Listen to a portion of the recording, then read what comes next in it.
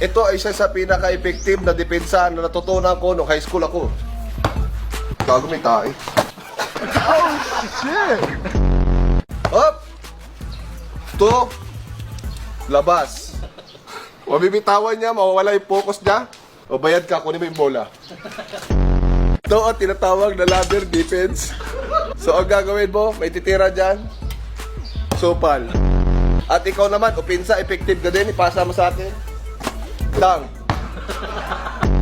Ang tawag ko dito ay tornado defense. Pag may nagdi-dribble, ang galaw ng kamay mo, ganto. Tapos, ngayon, mas effective to pag 5 man. So, kailangan ko ng 5 tao sa likod ko.